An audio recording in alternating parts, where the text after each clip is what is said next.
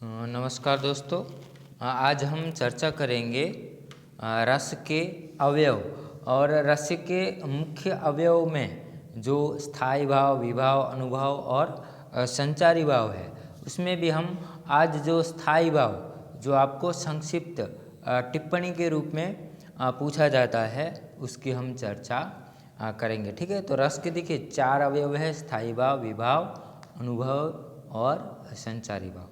स्थायी भाव, तो स्थायी भाव किसे कहते हैं? तो मानव हृदय में मूल रूप से कुछ भाव स्थिर होते हैं। भाव मन में ही वह स्थिर है जो किसी भी व्यक्ति, वस्तु या दशा के प्रति उत्पन्न होते हैं।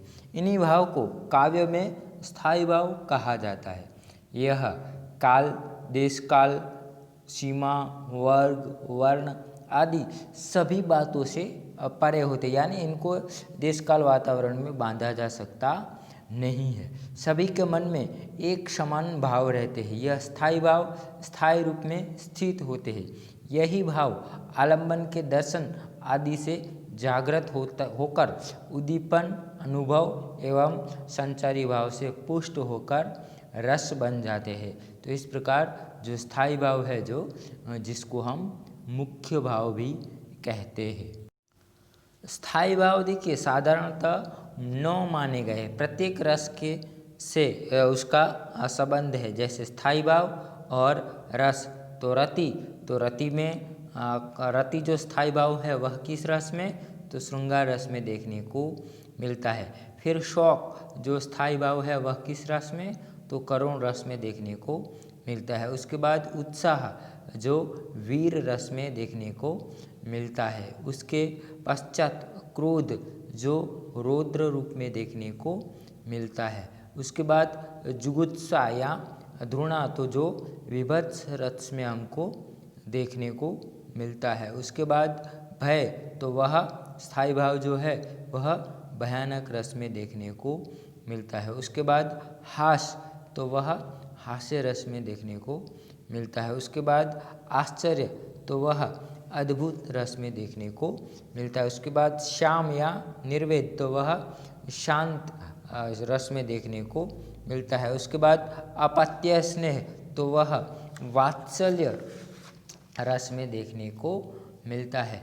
तो इस प्रकार जो है अलग अलग स्थायी भाव जो है हमें अलग अलग रस में देखने को मिलते हैं। अलग अलग भाव है जो उसमें पूरा पुष्ट होकर स्थायी भाव बनते हैं। तो अलग अलग रसों में अलग अलग भाव हमको देखने को मिलते हैं। तो पहला जो है रति, ठीक है, हमने जो चर्चा की, तो स्त्री पुरुष का पारस्परिक प्रेम रति कहा जाता है। यह स्थायी भाव पुष्ट होकर श्रृंगार रस कहलाता है। तो यानी एक दूसरे के प्रति जो प्रेम है या रति है, तो वह पुष्ट होकर कौन सा? स्थायी भाव बनता है, जो आगे जाके श्रृंगार रस कहलाता है। उसके बाद दूसरा है शोक। इष्ट या अनिष्ट अथवा विनाश होने पर शोक नामक स्थायी भाव की अभिव्यक्ति होती है और शोक से करुण रस प्रकट होता है। उसके बाद देखिए अगला है उत्साह। तो किसी भी शुभ कार्य को आरंभ उत्साह अथवा आवेश से करने में ही उत्साह की अभिव्यक्ति होती है। तो उत्साह के भाव से ही वीर रस उत्पन्न होता है। उसके बाद अगला आता है क्रोध। तो अनिष्ट अथवा अनुचित कार्य करने वाले व्यक्ति के प्रति तीक्ष्ण भाव क्रोध कहलाता है। इसका रस रौद्र है। तो देखिए इस प्रकार प्रेम से श्रृंगार पैदा होता है, ठीक है। फिर शोक से करुण रस, फिर उत्साह से वीर रस, और क्रोध से ज़्यादा हमें क्रोध होता है तो हम रौद्र स्वरूप में आ जाते हैं। तो इस प्रकार यह देखने को मिलता है। उसके बाद जुगुप्सा या घृणा, तो घृणित वस्तु को देखने अथवा उसके प्रतीति से उत्पन्न होने वाला भाव जुगुप्सा कहलाता है। यही पुष्ट होकर विभत्स रस में निष्पन्न करता है। तो जैसे कोई लाश सड़ रही हो, तो जिसके देखकर हमें जुगुप्सा होने लगती है। उसके बाद है भय। तो विनाशकारी वस्तु के दर्शन अथवा प्रतीति से उत्पन्न चित्त की व्याकुलता को भय कहते हैं। इसका रस भयानक है। अचानक किसी जंगली पशु को देखकर भी हमको भय लग सकता है। उसके बाद आता है हास। तो अंग, वचन, क्रिया, रूप आदि की विचित्रता से हंसी आ जाना हास के अंतर्गत आ जाता है। यह भाव पुष्ट होकर हास्य रस की सृष्टि करता है। ठीक है। और उसके बाद देखिए आता है आश्चर्य या विस्मय।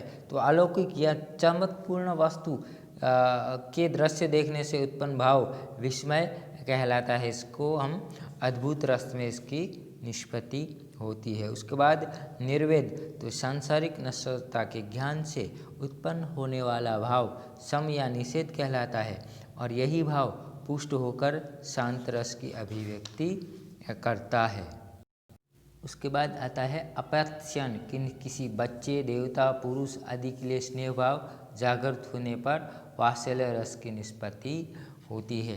तो इस प्रकार हम देख सकते हैं कि अलग अलग जो भाव है, ठीक है, वहाँ अलग अलग रसों में होकर स्थायी हो जाते हैं और इसलिए उनको स्थायी भाव कहा जाता है।